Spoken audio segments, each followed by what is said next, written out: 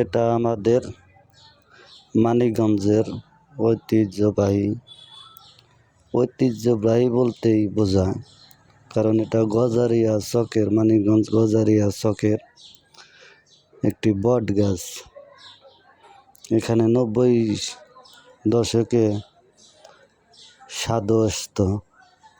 সাধু এসে এখানে যে চার কোনা যে 4টি গাছ দেখতে পাচ্ছেন, ওখানে বসতো। তারা খাওয়া দাওয়া করতো না, ধ্যানে মগ্ন থাকতো। আমরা ছোটবেলায় অনেক দেখেছি। আগে আরো অনেক সুন্দর ছিল। দেখতে পাচ্ছেন অনেক বড় গাছ,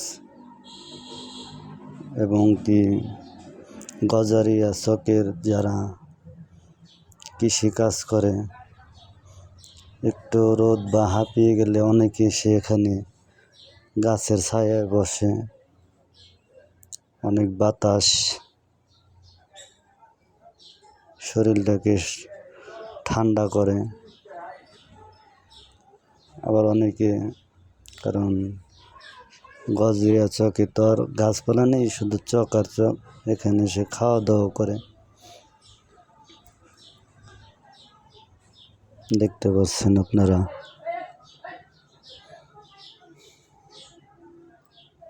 চারিপাশটা ঘুরিয়ে ঘুরিয়ে আপনাদেরকে দেখালাম।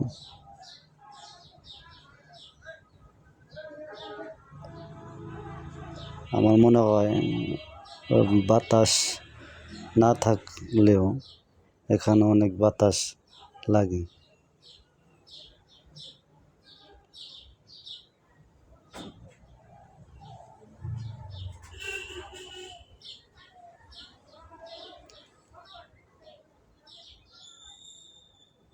পাশেই অনেক বড় একটা পুকুর।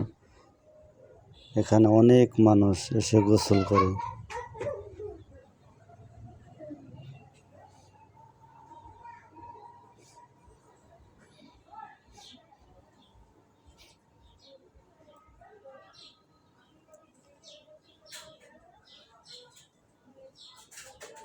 আমরা ছোটবেলায় অনেক এই পুকুরে গোসল করতে যেতাম, গাছের ছায়ায় বসে থাকতাম।